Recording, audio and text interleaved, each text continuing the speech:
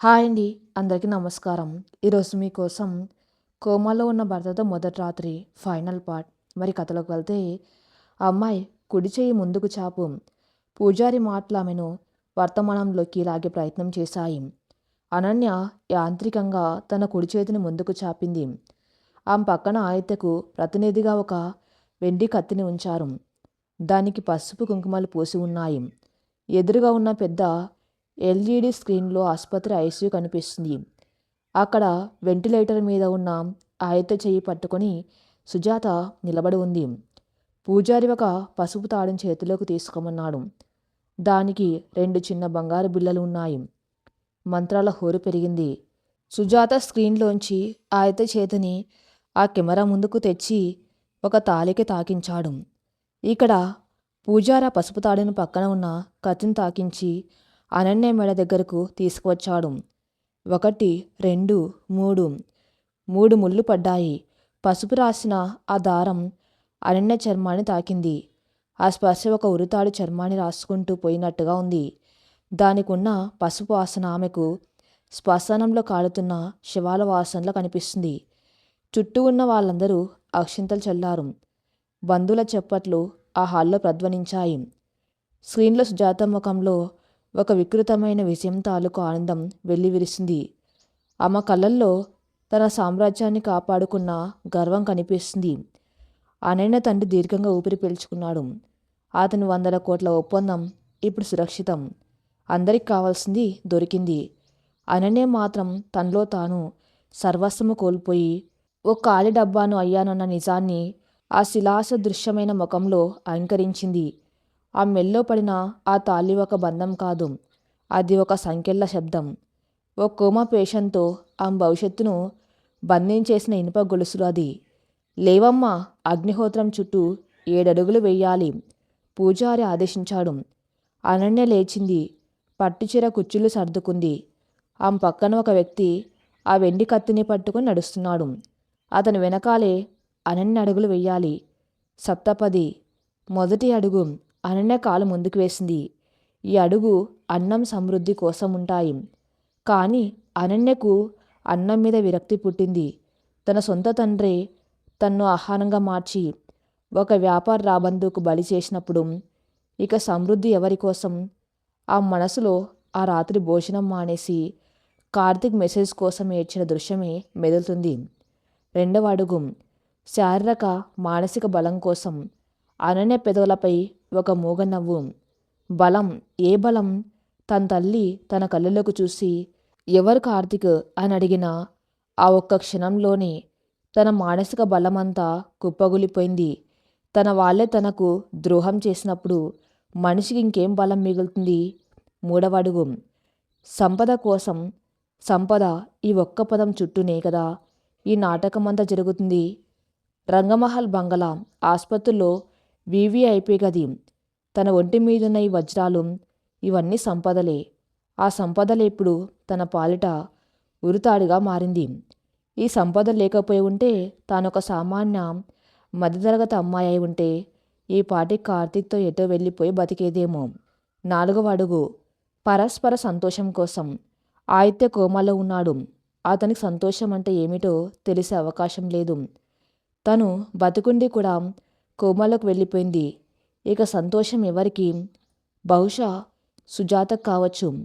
ఒక జీవితాన్ని నాశనం చేసి మరొకరి సంతోషాన్ని వెతుక్కోవటం బహుశా ఈ ప్రపంచపు నైజం కాబోలు. 5వ అడుగు. సంతానం కోసం. అనన్య దేహం ఒక్కసారిగా వణికింది. సంతానం. ఒక జీవోత్సవంతో తనకు సంతానం. ఎంత సహజమైన భయంకరమైన ఆలోచన ఇది. తన దేహం మీద తనకు హక్కు లేదన్న పచ్చి నిజం ఆమెను వెక్కిరిస్తుంది. 6వ అడుగు. దీర్ఘాయుషు కోసం. ఇది బహుశా ఆయిత్య కోసం చదువుతున్న మంత్రం. డాక్టర్లు ఆశ వదులుకున్న ఆయిత్యను తన ప్రాణాలతో బతికించుకోవాలని సుజాత పన్నిన పన్నాగం. తన ఆయుష్ను ఆయిత్యకు దారపోయడానికి ఈ అడుగు. కార్తీక్ ఆ అమ్మాయి చెయ్యి పట్టుకుని లోపల రావటం చూసిన క్షణమే తనకిక ఆయుష్ ఎందుకన్న విరక్తి అనన్యను కమ్మేసింది. 7వ అడుగు. స్నేహం, బంధం కోసం. ఇక నుంచి మనం జీవితకాల స్నేహితులం అని ఒకరినొకరు ప్రమాణం చేసుకునే అడుగు. అనన్య కళ్ళు వెతుకుతున్నాయి. ఎవరి కోసం? కార్తీక్ కోసం. బీచ్ రోడ్లో గంటల తరబడి కూర్చొని తన తల నిమిరి నేనున్నాను అని చెప్పిన ఆ స్నేహం ఇప్పుడు ఏమైంది? ఈ పెళ్లి జరగాలి అని శాసించి తన కుటుంబాన్ని కాపాడుకోవడానికి పక్కకు తప్పుకున్న ఆ స్నేహం ఒక బూటకం. 7 అడుగులు పూర్తయ్యాయి. అనన్య తన స్థానంలో నిలబడింది. ఆ మనసు ఒక ప్రశాంతమైన సరస్సులా మారిపోయింది. అందులో ఇప్పుడు ఎలాంటి అలజడి లేదు, దుఃఖం లేదు, ఆక్రోశం లేదు. అన్నిటినీ దాటిన ఒక మహాశూన్యం ఆమెను ఆవరించింది. భరించలేనంత బాధను అనుభవించిన తర్వాత మనిషి మెదడు దానంతటదే ఒక రక్షణ వలయాన్ని ఏర్పరచుకుంటుంది. భావోద్వేగాలన్నిటినీ స్విచ్ ఆఫ్ చేసేస్తుంది. అనన్య ఇప్పుడు ఆ స్థితిలోనే ఉంది.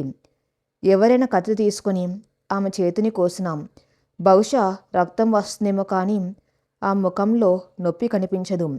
అగ్నిహోత్రం మెల్లగా చల్లబడ్డం ప్రారంభించింది. మంత్రాల హోర ఆగిపోయింది. సన్నాయి మేళం ఒక ఆహ్లాదకరమైన గీతాన్ని వాయించడం మొదలుపెట్టింది. ఆధ్యాత్మికంగా సాంప్రదాయబద్ధంగా జరగవలసిన తంతు ముగిసింది. ఇప్పుడు సామాజిక నాటకం మొదలు కాబోతుంది. Lights on, cameras ready. ఒక పెద్ద గొంతు హాల్లో ప్రధ్వనించింది. నగరంలోని అత్యంత ఖరీదైన ప్రసిద్ధ ఫోటోగ్రఫీ స్టూడియో నుంచి వచ్చిన బృందం రంగంలోకి దిగింది. అప్పటిదాకా హోమగుండం నుంచి వస్తున్న పసుపు పచ్చని వెలుతురును స్థానభ్రంశం చేస్తూ కళ్ళు చెదిరే తెల్లటి ఎల్ఈడి లైట్ల వేదికను ముంచెత్తాయి. ఆ కాంతి అనన్య కళ్ళకు గుచ్చుకుంటుంది. ఆమె కళ్ళు మూసుకొని మళ్ళీ తెరిచింది. చుట్టూ 4 వీడియో కెమెరాలు, చేతుల్లో ఫ్లాష్ గన్లతో 2 స్టిల్ ఫోటోగ్రాఫర్లు. వాళ్ళు అనన్య చుట్టూ ఒక వలయంలో ఏర్పడ్డారు. పెళ్ళంటే 2 మనసుల కలయిక అన్నది పాత మాట. ఇప్పుడు పెళ్ళి అంటే సమాజానికి చూపించుకునే ఒక ఖరీదైన ఎగ్జిబిషన్. ఆ ఎగ్జిబిషన్లో ఫోటోలు ఎంత బాగుంటే ఆ పెళ్ళంత గొప్పగా జరిగినట్టు లెక్క. అనన్య తండ్రికి ఇది చాలా ముఖ్యం. రేపు నగరంలోని ప్రముఖులందరికీ ఈ ఆల్బం వెళ్తుంది. అందులో ఏ ఒక్క లోపము కనిపించకూడదు. ఆయన వేగంగా అడుగులు వేసుకుంటూ అనన్య దగ్గరకు వచ్చాడు. ఆ భుజం మీద అత్యంత ఆప్యాయంగా చేయి వేశాడు. కెమెరాలు ఆ తండ్రి కూతుర్ల బంధాన్ని బంధించడానికి సిద్ధంగా ఉన్నాయి. అనన్య ఆయన గొంతులో తేనె పూసిన కత్తి లాంటి మృదుత్వం ఉంది. అంత బాగా జరిగింది. నేను చెప్పినట్టే విన్నావు. Good girl. ఇప్పుడు ఫోటో సెషన్. సుజాత గారు ఆన్లైన్లో ఉన్నారు. ఈ ఫోటోలు పర్ఫెక్ట్గా రావాలి. నీ ముఖంలో ఆ డల్నెస్ వద్దు. ఒక మంచి స్మైల్ ప్లీజ్. నువ్వు నవ్వాలి. ఆ మాటలు ఒక తండ్రి తన కూతురికి చెబుతున్నట్టు లేవు. ఒక డైరెక్టర్ తన నటికి సీన్ వివరిస్తున్నట్టు ఉన్నాయి. ఆయనకు తన కూతురి ముఖంలో ఉన్న నిజమైన వేదన పట్టదు. ఆ వేదన ఫ్రేమ్లో కనిపించకూడదు, అంతే. అనన్య పక్కకు చూసింది. ఆమె తల్లి నిలబడి ఉంది. ఆ తల్లి కళ్ళలో కూడా అదే ఆరాటం. నవ్వమ్మ, అంతా చూస్తున్నారు. పెళ్లి కూతురు ఏడుస్తుంటే అపశకునం అని కళ్ళతోనే సైగ చేసింది. అనన్యకు వాళ్ళ వైపు చూస్తుంటే ఒక విచిత్రమైన జాలి కలిగింది. ఎంత భయంకరమైన మనుషులు వీళ్ళు. తమ పరువు కోసం, వ్యాపారం కోసం కన్న కూతుర్ని సజీవ దహనం చేస్తున్నారు. పైగా ఆ దహన కాండం చూస్తూ నవ్వమని అడుగుతున్నారు. మేడం, అనన్య మేడం, కొద్దిగా ముందుకు రండి. లైటింగ్ పర్ఫెక్ట్గా పడుతుంది, ఫోటోగ్రాఫర్ ఆదేశించాడు. అనన్య ఒక అడుగు ముందుకు వేసింది. కెమెరా లెన్స్ నేరుగా ఆ ముఖాన్ని లక్ష్యంగా చేసుకుంది. ఆ లెన్స్ వెనక ఉన్న ఫోటోగ్రాఫర్కు అనన్య కేవలం ఒక సబ్జెక్ట్. ఆ సబ్జెక్ట్ అందంగా ఉందా లేదా అన్నది అతని లెక్క. అనన్యకు ఎదురుగా ఒక పెద్ద ఎల్ఈడి స్క్రీన్ తీసుకువచ్చారు. అందులో ఆసుపత్రి గది, వెంటిలేటర్ మీద ఆదిత్య, అతని పక్కన నిలబడి కృత్రిమంగా నవ్వుతున్న సుజాత. మేడం, ఈ స్క్రీన్ వైపు కొద్దిగా తిరిగి స్క్రీన్లో ఉన్న అబ్బాయి గారిని చూస్తూ ఒక క్యూట్ స్మైల్ ఇవ్వండి అన్నాడు ఫోటోగ్రాఫర్. అనన్య ఆ స్క్రీన్ వైపు చూస్తుంది. కోమాల్లో ఉన్న ఒక మనిషి ఫోటో పక్కన నిలబడి ఒక కొత్త పెళ్లి కూతురు నవ్వాలి. విధి ఆడుతున్న ఈ క్రూరమైన హాస్యానికి బహుశా దేవుడు కూడా ఎక్కడో కూర్చొని నవ్వుకుంటూ ఉంటాడు. ఆ మనసు మళ్ళీ ఆ బ్లూటిక్స్ దగ్గరికి వెళ్ళింది. కార్తీక్ ఆ మెసేజ్ చూసి ఉంటాడు. ఆ క్షణం అతనేం ఆలోచించి ఉంటాడు. తను ఎలాగైనా వచ్చి కాపాడాలని అనుకొని ఆ తర్వాత తన కుటుంబం కోసం వెనక్కి తగ్గి ఉంటాడా? బహుశా అతను కూడా ఏడ్చి ఉంటాడా? ఏమో, ఇప్పుడు ఆలోచన వల్ల ఎలాంటి ఉపయోగము లేదు. Madam please, we are waiting. ఒక మంచి స్మైల్. ఫోటోగ్రాఫర్ గొంతులో కాస్త అసహనం. అనన్య తండ్రి ఆ భుజాన్ని గట్టిగా నొక్కాడు. అది హెచ్చరిక. నవ్వాలి, ఇప్పుడు ఆమె నవ్వాలి. అనన్య ఊపిరి పీల్చుకుంది. తన లోపల మిగిలి ఉన్న సమస్త శక్తిని కూడదీసుకుంది. ఒక నవ్వును సృష్టించడం అనేది ఒక యాంత్రికమైన ప్రక్రియగా ఆమె కనిపించింది. మొదట పెదవులను ఒకదానికొకటి కొద్దిగా దూరం చేసింది. ఆ తర్వాత బుగ్గల మీద ఉన్న కండరాలను పైకి లాగింది. పెదవుల చివర్ను చెవుల వైపుగా సాగదీసింది. పళ్ళు కొద్దిగా కనిపించేలా చూసింది. అది ఒక నవ్వు. భౌతికంగా, అనాటమీ పరంగా చూస్తే అందులో అన్ని లక్షణాలు ఉన్నాయి. కానీ ఆ నవ్వు కళ్ళ దాకా చేరుకోలేదు. ఆమె కళ్ళు మాత్రం అదే శూన్యంతో, అదే నిర్లిప్తతతో స్థిరంగా ఉన్నాయి. ఆ కళ్ళల్లో ప్రాణం లేదు. చీకట్లో మగ్గుతున్న ఒక శ్మశానంపై రంగురంగుల పూలు చల్లి కప్పినట్టుగా ఉంది ఆ నవ్వు. కెమెరా ఫ్లాష్ ఒక్కసారిగా మెరిసింది. ఒక ఉరుము లాంటి తెల్లటి వెలుగు ఆ ముఖాన్ని తాకింది. క్లిక్. కెమెరా షెల్టర్ మూసుకొని తెరుచుకుంది. ఆ క్షణం, ఆ దృశ్యం డిజిటల్ మెమరీలో శాశ్వతంగా బందీ అయిపోయింది. Beautiful, wonderful smile madam. పర్ఫెక్ట్గా వచ్చింది. ఫోటోగ్రాఫర్ కెమెరా స్క్రీన్ చూసుకుంటూ ఆనందంగా అరిచాడు. అతను ఆ ఫోటోను పక్కనే ఉన్న ల్యాప్టాప్కు బదిలీ చేశాడు. అది వెంటనే పక్కన ఉన్న పెద్ద స్క్రీన్ మీద ప్రత్యక్షమైంది. అందరూ ఆ ఫోటో వైపు చూశారు. ఆ ఫోటోలో అనన్య నిజంగానే ఒక అద్భుతంలా ఉంది. ఆమె కట్టుకున్న ₹1,00,000 పట్టుచీర కాంతిని పరావర్తనం చేస్తుంది. మెల్ల వజ్రాల నక్షత్రాలు మెరుస్తున్నాయి. ఆమె పెదవులపై ఉన్న ఆ నవ్వు ఒక ప్రశాంతమైన, సంతోషకరమైన కొత్త జీవితానికి స్వాగతం పలుకుతున్నట్టుగా ఉంది. ఎవరైనా ఫోటో చూస్తే ఎంతకంటే అదృష్టవంతురాలు ఈ ప్రపంచంలో ఎవరు ఉండరు. 100 కోట్ల ఆస్తికి యజమానురాలు కాబోతున్న సంతోషం ఆ ముఖంలో ఎంత స్పష్టంగా కనిపిస్తుందో అని ఖచ్చితంగా అనుకుంటారు. కానీ అనన్యకు ఆ ఫోటో చూస్తుంటే తన మీద తనకి అసహ్యం వేసింది. ఆ ఫ్రేమ్లో బంధించబడిన ఆ నవ్వు ఆమె జీవితంలో ఆడిన అతిపెద్ద అబద్ధం. ఆ నవ్వు వెనక కార్తీక్ చేసిన మోసం దాగి ఉంది. ఆ నవ్వు వెనక తల్లిదండ్రుల స్వార్థం దాగి ఉంది. ఆ నవ్వు వెనక తన ఆత్మహత్యకు సమానమైన వేదన దాగి ఉంది. ఆ నవ్వు వెనక సమాధానం రాని ఆ బ్లూటిక్స్ తాలూకు నిరీక్షణ గనిభవించి ఉంది. మనిషి జీవితం ఎంత విచిత్రమైంది. మనం చూసే ఫ్రేమ్కు దాని వెనుక ఉన్న నిజానికి మధ్య ఎప్పుడూ ఒక భయంకరమైన అగాధం ఉంటుంది. సమాజం ఎప్పుడు ఆ అబద్ధపు ఫ్రేమ్ను మాత్రమే చూసి ఆనందిస్తుంది. ఆ ఫ్రేమ్ వెనుక రక్తం కారుతున్న హృదయం ఎవరికీ అవసరం లేదు. ఇంకొన్ని angles madam. Look here, look at this light. ఫోటోగ్రాఫర్ల ఆమెను వదలడం లేదు. అనన్య ఒక రోబోట్లా వాళ్ళు చెప్పినట్లు చేస్తుంది. తిరుగుతుంది, నిలబడుతుంది. ప్రతిసారి ఖచ్చితంగా అదే ఫార్మేట్లో, అదే కొలతలతో ఆ నకిలీ నవ్వును పెదవులపై అంటిస్తుంది. మండపం అంచున ఒక స్తంభానికి ఆనుకొని కార్తీక్ నిలబడి ఉన్నాడు. అతని పక్కన వచ్చిన అమ్మాయి ఇప్పుడు లేదు, ఎటో వెళ్ళింది.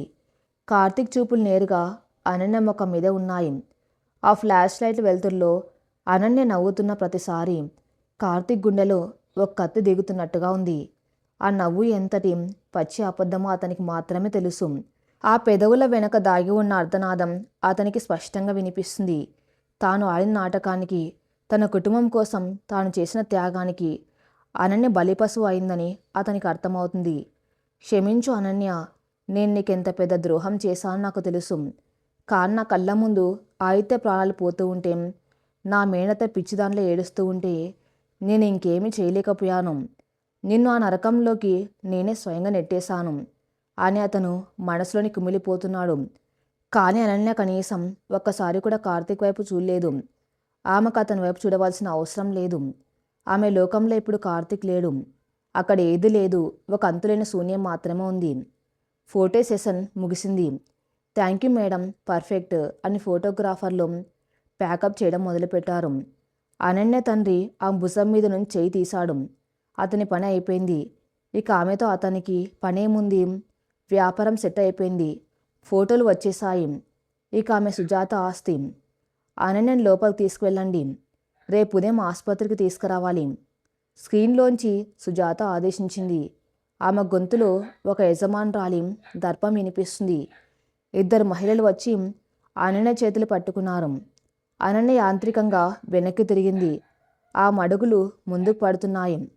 వెళ్తూ వెళ్తూ ఆమె చూపు ఒకసారి అగ్నిహోత్రం వైపు మళ్ళింది. అక్కడిప్పుడు మంటలు లేవు, వెలుతురు లేదు, కేవలం కాలిపోయిన బూడిద, నల్లటి బొగ్గులు మాత్రమే మిగిలి ఉన్నాయి. ఒకప్పుడు ఉవ్వెత్తున ఎగిసిపడిన ఆ మంటలు ఇప్పుడు తమ అస్తిత్వాన్ని కోల్పోయి చల్లబడిపోయాయి. అనన్యకు తన జీవితం కూడా ఆ హోమగుండంలాగే అనిపించింది.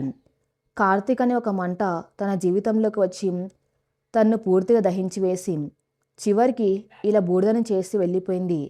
ఆ బూడిదలోంచి మళ్ళీ ఏమైనా ప్రాణం చిగురిస్తుందా, లేక తన జీవితం రంగమహల్ 4 గోడల మధ్య ఒక కోమా పేషెంట్కు సేవ చేస్తూ ముగిసిపోతుందా? పెళ్లి కూతురు గత్తలుపులు అనన్య వెనక మూసుకున్నాయి. పెళ్లి తంతు ముగిసి సరిగ్గా 3 గంటలు గడిచాయి. రంగమహల్ బంగ్లాలో అప్పటిదాకా ఉన్న కోలాహలం కర్పూరంలా హరించుకుపోయింది. అలసిపోయిన బంధువులు నిద్రలోకి జారుకున్నారు. ఆ ఇంద్రభవనం లాంటి ఇంటి పైకప్పు కింద ఇప్పుడు వినిపిస్తున్నది కేవలం గాలి సవ్వడి మాత్రమే. పెళ్లి కూతురి కోసం ప్రత్యేకంగా అలంకరించిన గదిలో ఆ పూల సుగంధాల మధ్య ఒక జీవోత్సవంలో కూర్చుని ఉంది అనన్య. ఆ మెల్లోని తాళి ఆమెను శారీరకంగా అయితే కట్టేసి ఉండొచ్చు, కానీ ఆమె ఆత్మ మాత్రం ఆ బ్లూటిక్స్ దగ్గరే, కార్తీక్ మౌనం దగ్గరే శాశ్వతంగా శిలాజంగా మారిపోయింది. అక్కడ రంగమహల్లో ఒక ప్రాణం నిశ్శబ్దంగా రాలిపోతూ ఉంటే దానికి సరిగ్గా 10 కిలోమీటర్ల దూరంలో ఉన్న కార్పొరేట్ ఆసుపత్రి ఐసీయూలో కాలం తన భయంకరమైన నాటకానికి మరో అంకం మొదలుపెట్టింది. ఆసుపత్రి గది, శ్వేతవర్ణపు గోడలు, మందుల ఘాటు వాసన, స్పిరిట్ తాలూకు చల్లదనం.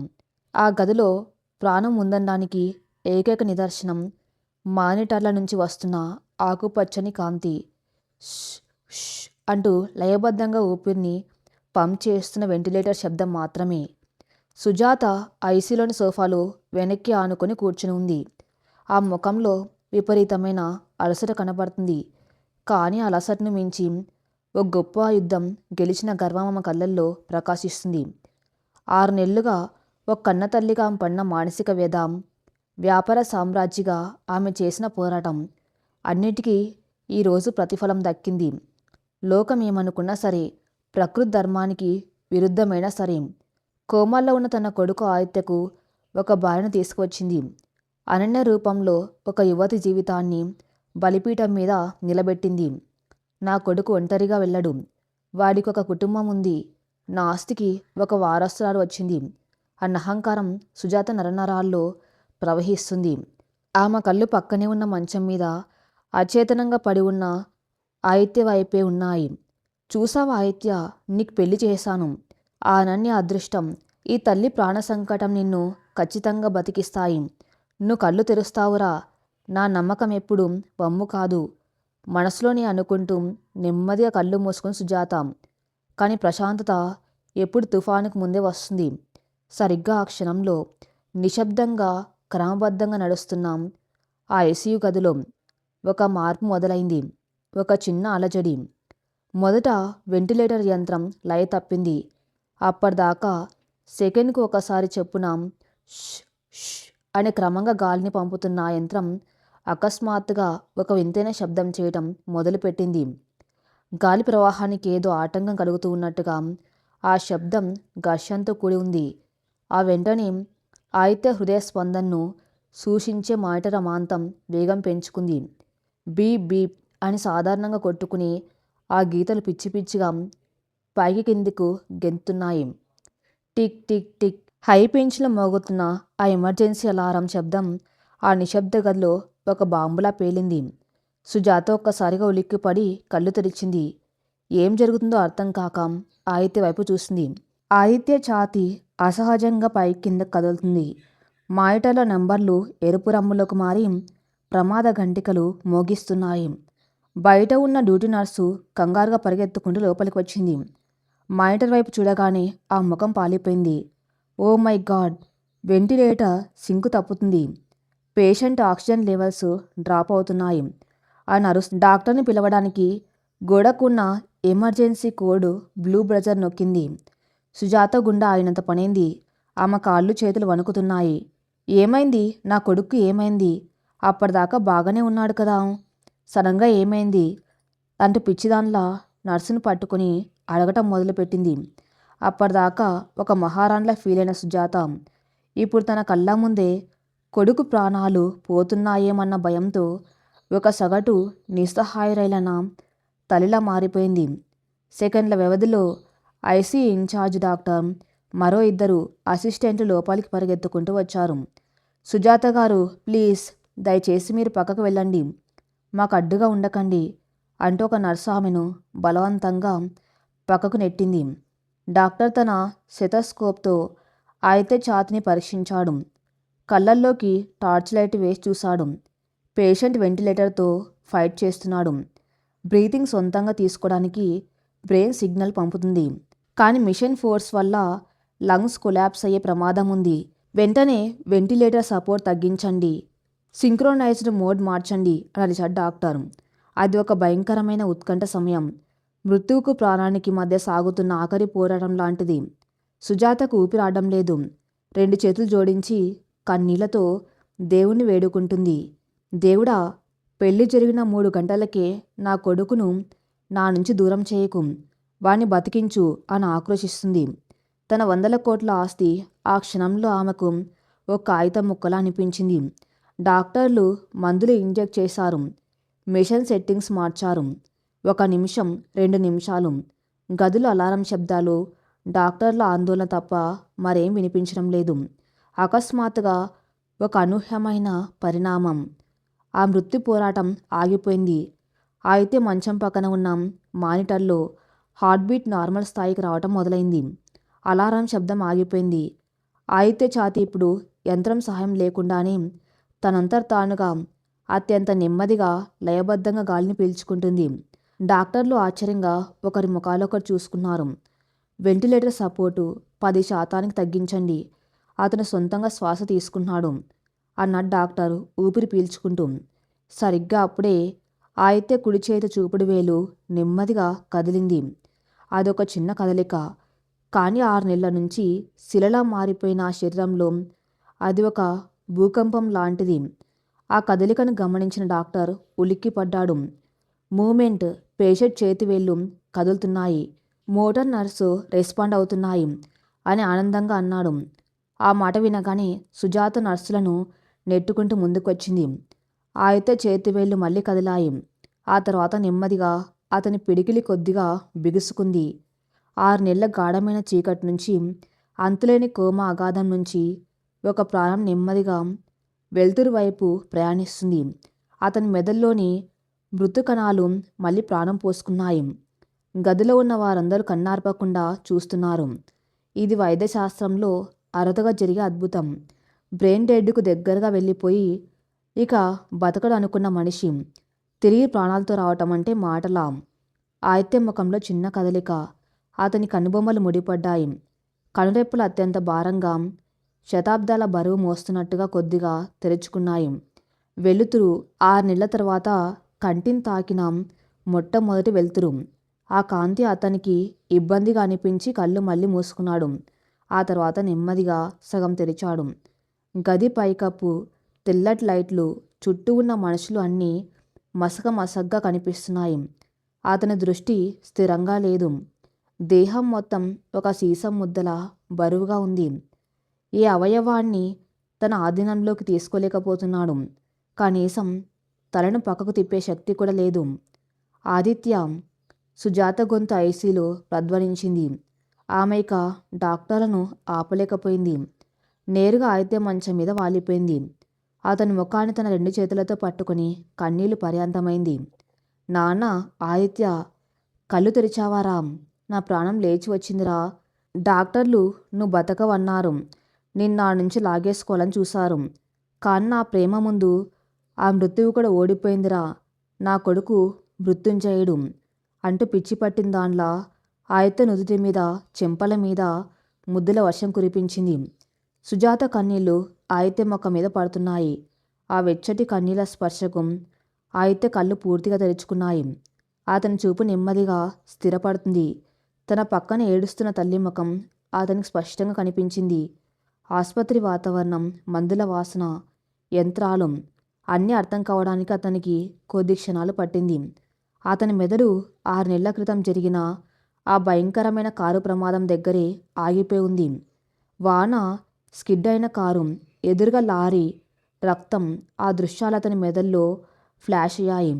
ఇప్పుడు తానిక్కడ ఉన్నాను అంటే తను బతికి బయటపడ్డాడని అతనికి నెమ్మదిగా అర్థమవుతుంది.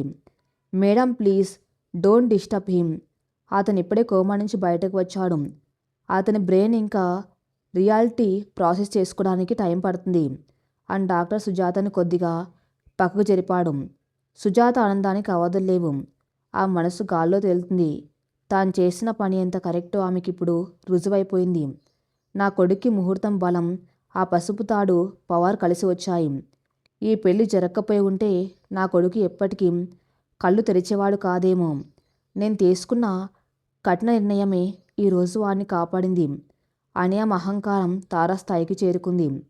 అనన్య పట్ల ఆమెకు ఒకవేళ ఏమైనా చిన్నపాటి అపరాధ భావం ఉండి ఉంటే అది ఇప్పుడు పూర్తిగా ఆవిరైపోయింది. ఆదిత్య చూపులు గది అంతా కలయిదిరుగుతున్నాయి. గొంతు ఎండిపోయి ముళ్ళతో పొడిచినట్టుగా మంట పెడుతుంది. 6 నెలల పాటు నోటి ద్వారా ఏమి తీసుకోపోవడంతో నాలుక పిడిచకట్టుకపోయింది. అతను మాట్లాడడానికి తీవ్రమైన ప్రయత్నం చేస్తున్నాడు. అతని పెదవులు నెమ్మదిగా మెదిలాయి. అతను ఏదో అడగాలనుకుంటున్నాడు. ముఖంలోని కండరాలు శ్రమిస్తున్నాయి కానీ గొంతులోంచి ఎలాంటి శబ్దము బయటకు రావటం లేదు. కేవలం శ్వాస తాలూకు గాలి మాత్రమే వస్తుంది. సుజాత అది గమనించింది. డాక్టర్ను పక్కకు నెట్టి మళ్ళీ ఆదిత్య మంచం దగ్గరకు వంగింది. ఏంటి నాన్న, నీకేమైనా కావాలా? దాహం వేస్తుందా? నొప్పిగా ఉందా? ఏమైనా చెప్పాలనుకుంటున్నావా అంటూ ఆతృతగా అడిగింది. కన్న కొడుకు నోటి వెంట వచ్చే మొదటి పిలుపు వినాలని ఆ తల్లి చెవులు ఆరాటపడుతున్నాయి. బహుశా అమ్మాని పిలుస్తాడేమోనని ఆమె ఆశ. ఆదిత్య తల అడ్డంగా ఊపడానికి ప్రయత్నించాడు కానీ అది సాధ్యం కాలేదు. అతని కళ్ళల్లో ఒక విపరీతమైన ఆందోళన కనిపిస్తుంది. కోమా నుంచి లేచిన ఏ పేషెంట్కైనా మొదట తన శరీరం గురించి లేదా ప్రమాదం గురించి అడగటం సహజం. కానీ ఆదిత్య కళ్ళల్లో దేని గురించో, మరెవరి గురించో తీవ్రంగా వెతుకుతున్న భావం ఉంది. అతను తన సర్వశక్తులు కూడదీసుకున్నాడు. నోరు కొద్దిగా తెరిచాడు. పెదవులు కదిపాడు. గదిలో పిన్ డ్రాప్ సైలెన్స్. డాక్టర్లు, నర్సులు, సుజాత అందరూ అతని నోటి వైపే చూస్తున్నారు. ఆదిత్య గొంతులోంచి ఒక సన్నని బలహీనమైన శబ్దం బయటకు వచ్చింది. అది ఒకే ఒక్క పేరు. కానీ ఆ స్వరం చాలా చిన్నదిగా ఉండడం వల్ల, గదిలోని ఏసీ చప్పుడు వల్ల సుజాతకు సరిగ్గా వినపడలేదు. ఏంటి నాన్న, ఏమంటున్నావు? నాకు వినిపించడం లేదు. మళ్ళీ చెప్పు కన్నా అంటూ సుజాత తన చెవిని ఆదిత్య పెదవులకు అత్యంత దగ్గరగా తీసుకువెళ్ళింది. ఆదిత్య మళ్ళీ గట్టిగా శ్వాస పీల్చుకున్నాడు. ఈసారి తన ప్రాణాన్నంతా గొంతుల్లోకి తెచ్చుకొని తన మనసులో 6 నెలలుగా నిక్షిప్తమై ఉన్న ఆ బాధను, ఆ భయాన్ని ఒకే ఒక్క వాక్యంతో బయటపెట్టాడు. అత్యంత స్పష్టంగా ప్రతి అక్షరం వినపడేలా ఉచ్చరించాడు. అనన్య ఎక్కడా? ఆ ఒక్క ప్రశ్న, ఆ 2 పదాలు సుజాత చెవులోకి దూసుకువెళ్ళాయి. అంతే. సుజాత దేహంలో రక్తం ఒకసారి గడ్డకట్టకపోయింది. ఆమె గుండె చప్పుడు ఆగినంత పనైంది. ఆమె చెవిని ఆదిత్య పెదవుల దగ్గర నుంచి వెనక్కి తీసుకుని నిటారుగా నిలబడింది. అప్పటిదాకా 100 వోల్ట్ల ఆనందంతో వెలిగిపోతున్న ఆమె ముఖం ఒక క్షణంలో కాగితంలా తెల్లగా పాలిపోయింది. కళ్ళల్లో ఆనందం స్థానంలో ఒక భయంకరమైన షాక్, నమ్మలేని ఆశ్చర్యం ఆవరించాయి. అనన్య ఎక్కడా? ఆ మాటల మెదల్లో ఒక పిడుగులా పదే పదే ప్రధ్వనిస్తున్నాయి. ఆమె తన చెవులను తానే నమ్మలేకపోతుంది. ఆదిత్య అనన్య పేరు అడిగాడా? నిజంగా అనన్య పేరేనా? ఒకవేళ తను ఏమైనా పొరబడిందా? తన మనసులో అనన్యతో పెళ్లి జరిపించానన్న ఆలోచన ఉండడం వల్ల ఆదిత్య ఏది పలికినా అనన్యలాగా వినిపించిందా? లేదు.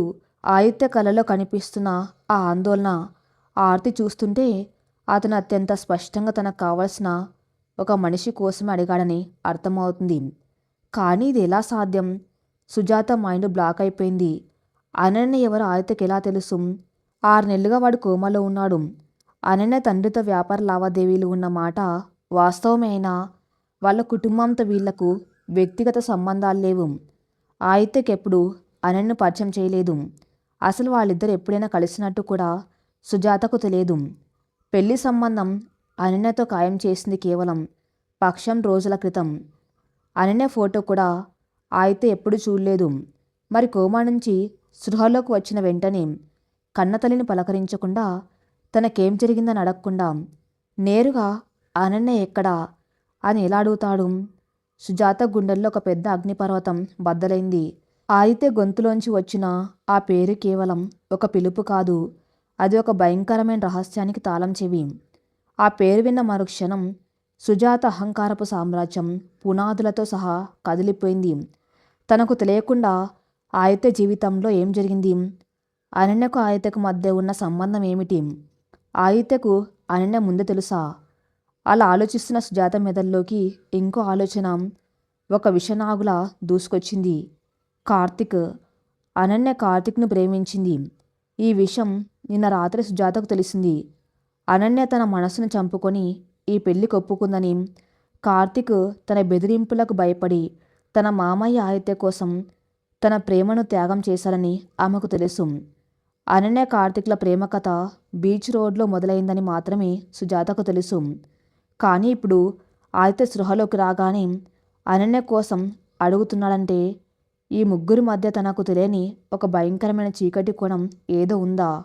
తన కొడుకు యాక్సిడెంట్కి గురైన ఆ వర్షపు రాత్రికి ఈ అనన్యకి ఏమైనా సంబంధం ఉందా? కార్తిక్ పక్కన పెళ్లి మండపానికి వచ్చిన ఆ కొత్త అమ్మాయి ఎవరు?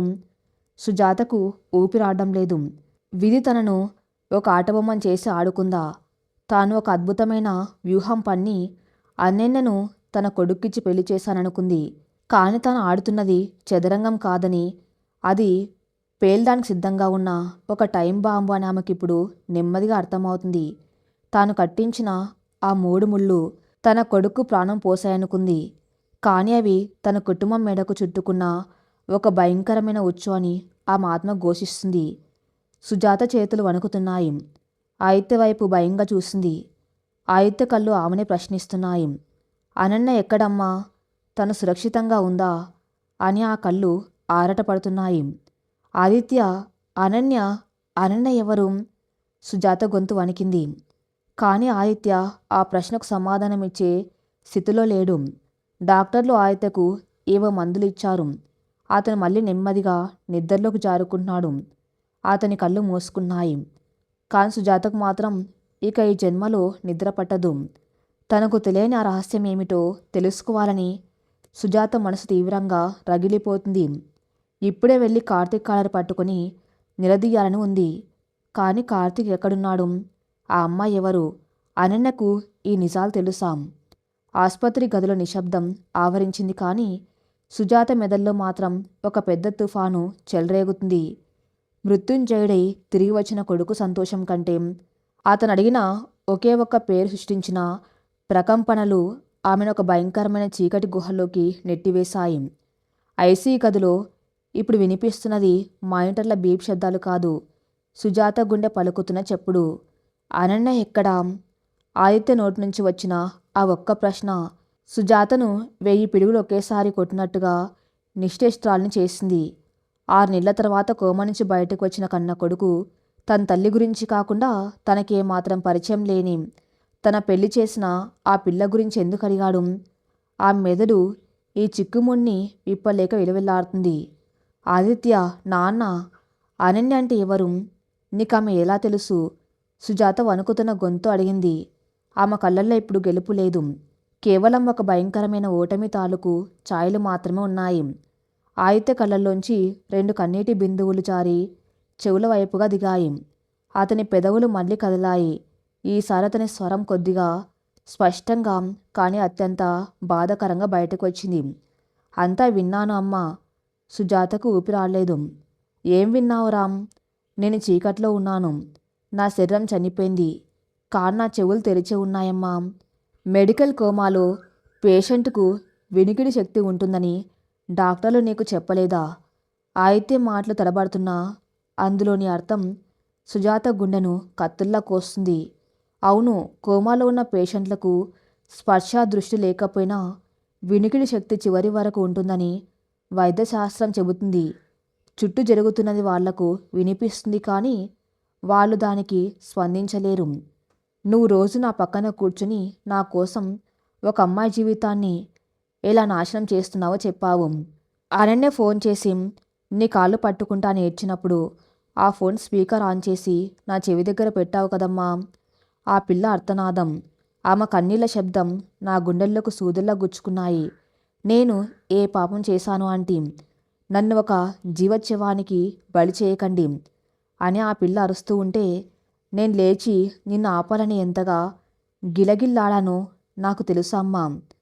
సుజాత అడుగులు వెనక్కి పడ్డాయి. ఆమె చేతులు వణికి ముఖాన్ని కప్పుకున్నాయి. తన కొడుకు మీద ప్రేమతో చెప్పిన ప్రతి మాట అతనికి ఒక నరకాన్ని చూపించిందని ఆమెకి ఇప్పుడు అర్థమవుతుంది. ఆదిత్య ఆగుతూ ఆగుతూ మళ్ళీ మాట్లాడుతున్నాడు. అతని కళ్ళల్లో తన తల్లి పట్ల విపరీతమైన జాలి, అసహ్యం కలిసి కనిపిస్తున్నాయి. కార్తీక్ నా మేనల్లుడు. వాడు ఆ పిల్లను ప్రాణంగా ప్రేమించాడు అని తెలుసు కూడా వాడి ప్రాణంగా ఉన్న ఆమెను నా మెడకు ఉరితాళ్ళ కట్టావు. వాణ్ణి ఎలా బెదిరించావో, వాడి నోరు ఎలా నొక్కేశావో కూడా గర్వంగా నాకు చెప్పుకున్నావు. అమ్మా, నీకు నా మీద ఉన్నది ప్రేమ కాదు, అహంకారం.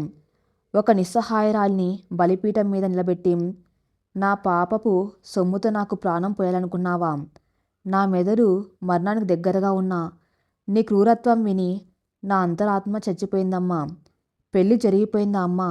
నా పేరు మీద ఆ పిల్ల మెల్ల తాళి కట్టించేశావా? ఆదిత్య గొంతులోంచి ఒక భయంకరమైన ఆక్రోశం వెలువడింది. అతని గుండె వేగంగా కొట్టుకుంటుంది. మానిటర్లో మళ్ళీ అలారం మోగడం ప్రారంభమైంది. డాక్టర్లు కంగారుగా వచ్చి, మేడం దయచేసి మీరు బయటకు వెళ్ళండి, అతను ఎమోషనల్ షాక్లో ఉన్నాడు అంటూ సుజాతను గదిలోంచి బయటకు నెట్టేశారు. బయట కారిడార్లో నిలబడిన సుజాత గోడ కానుకొని కుప్పగొలిపోయింది. ఆమె తల పగిలిపోయేలా ఉంది. తనెంత భయంకరమైన తప్పు చేసిందో, తన కొడుకు దృష్టిలోనే తనెంత రాక్షసులా మారిపోయిందో ఆమెకి ఇప్పుడు అర్థమైంది. తన కొడుకు మృత్యువు నుంచి బయటపడింది తన ప్రేమ వల్ల కాదు, తాను చేస్తున్న పాపాన్ని ఆపడానికి అన్న నగ్న సత్యం ఆమె దహించి వేస్తుంది. రంగమహల్ బంగళా పెళ్లి కూతురు గది. అనన్య చీకటి గదిలో మంచం మీద కూర్చుని ఉంది. ఆమె మెల్లోని పసుపు తాడు బరువుగా ఆమె గుండెల మీద వేలాడుతుంది. ఆమె ఆలోచనలు శూన్యంలో కలిసిపోయాయి.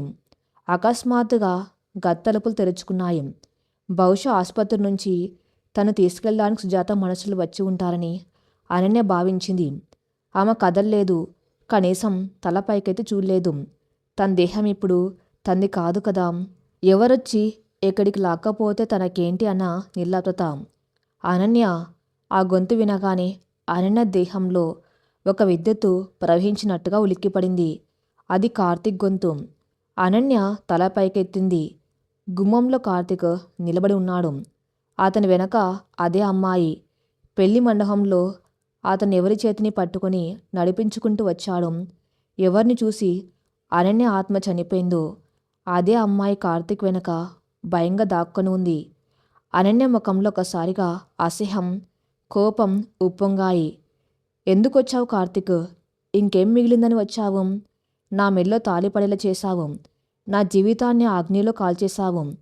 నీ కొత్త జీవితాన్ని నాకు చూపించి నన్ను ఇంకా అవమానించడానికే వచ్చావు. దయచేసి వెళ్ళిపో అని అరిచింది. ఆమె గొంతులో పగిలిన గాజు ముక్క లాంటి బాధ ఉంది. కార్తీక్ అడుగులు వేసుకుంటూ లోపలికి వచ్చాడు. ఆ అమ్మాయిని కూడా లోపలికి తీసుకువచ్చి తలుపు గడియ వేశాడు. కార్తీక్ కళ్ళల్లో కన్నీళ్లు ఉన్నాయి. అతను నేరుగా అనన్య కాళ్ళ దగ్గర నేల మీద కూర్చున్నాడు.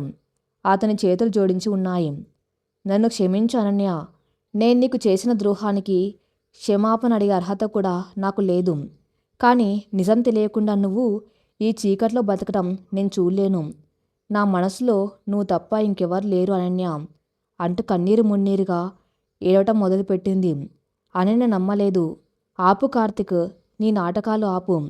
మరి నీ పక్కన ఉన్న ఆ అమ్మాయి ఎవరు? పెళ్లి మండపంలో ఆమె చెయ్యి పట్టుకుని నువ్వెందుకొచ్చావు? ఆ చూసి నా గుండె ముక్కలైందని నీకు తెలియదా? కార్తీక్ తల పైకెత్తాడు. పక్కన నిలబడి ఏడుస్తున్న ఆ అమ్మాయి వైపు చేయి చూపించాడు. ఆమె పేరు పల్లవి అనన్య. తను నా ప్రాణం కాదు, తను ఆదిత్య మామయ్య ప్రాణం. కోమాలో ఉన్న ఆదిత్య మామయ్య భార్య. అనన్య మెదడొక్క క్షణం పనిచేయడం మానేసింది. ఆమె కళ్ళు విస్మయంతో పెద్దవయ్యాయి. ఆదిత్య భార్య? ఏం మాట్లాడుతున్నావు కార్తీక్? ఆదిత్యకు నాకంటే ముందే పెళ్ళయిందా? కార్తీక్ నిట్టూర్చాడు. అతని ముఖంలో 6 నెలల నాటి భయంకరమైన గతం తాలూకు ఛాయలు కమ్ముకున్నాయి. నెమ్మదిగా చెప్పడం ప్రారంభించాడు. అవును అనన్య, ఆదిత్య మామయ్య చాలా మంచివాడు. సుజాత అత్త అహంకారం ఏమాత్రం అతనికి అబ్బలేదు.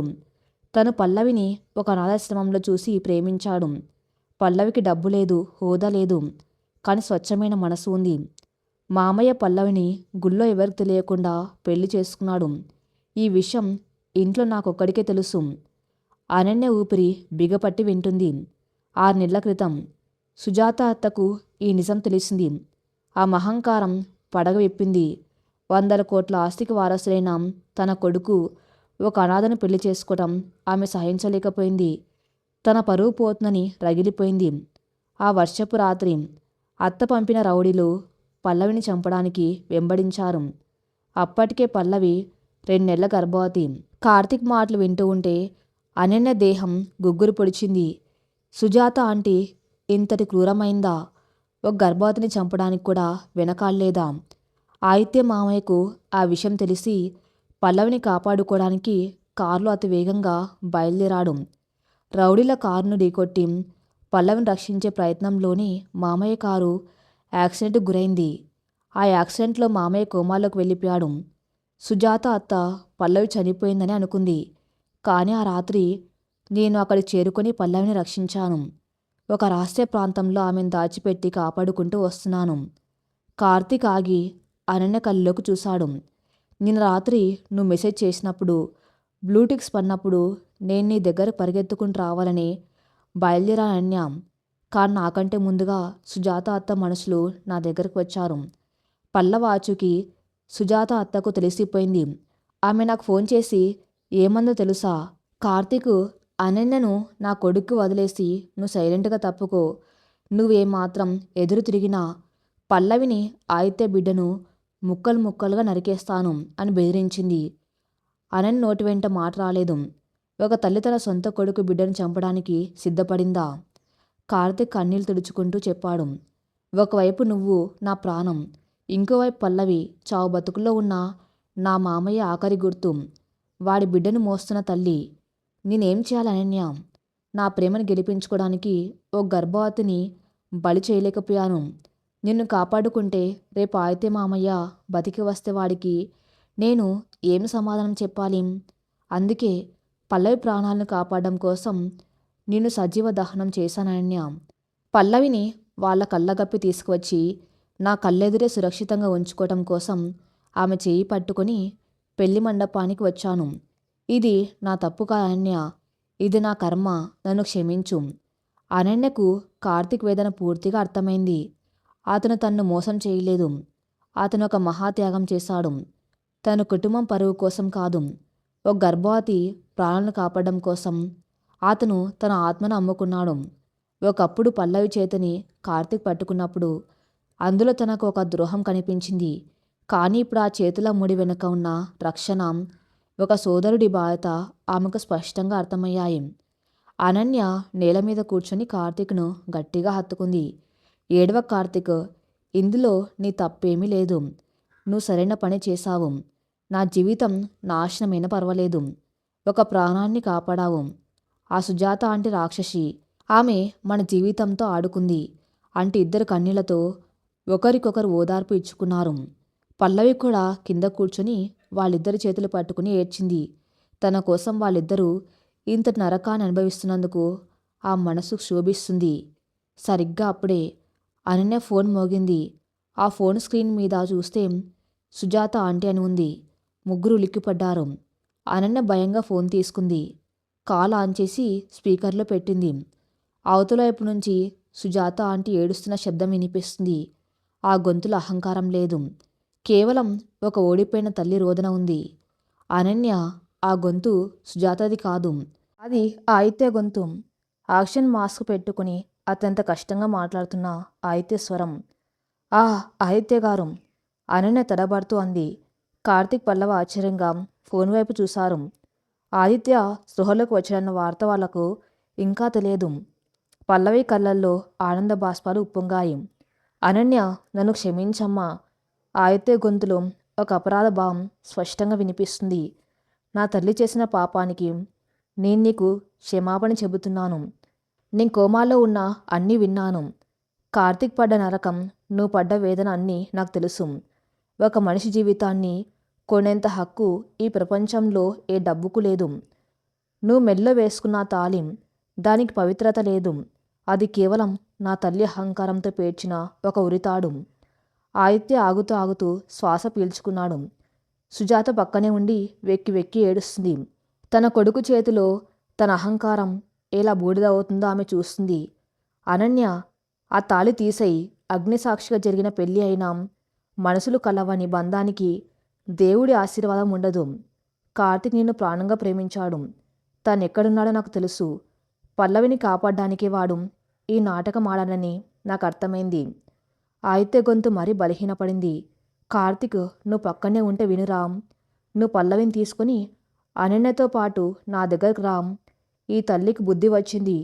నా పల్లవిని, నా బిడ్డను ఆమె అంగీకరిస్తుంది. ఇక మీ ప్రేమకు ఎవరు అడ్డురారు. కాల్ కట్ అయింది.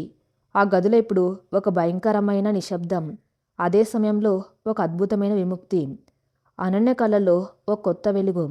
ఆమె చేతులు నెమ్మదిగా తన మెడ దగ్గరికి వెళ్ళాయి. అగ్నిహోత్రం సాక్షిగా తన మెల్లో పడిన ఆ 3 ముళ్లను, ఆ పసుపు తాడును ఆమె ఎలాంటి సంకోచం లేకుండా తీసేసింది. ఆ తాళిని తీసేటప్పుడు ఆమెకు తప్పు చేస్తున్న భావన కలగలేదు.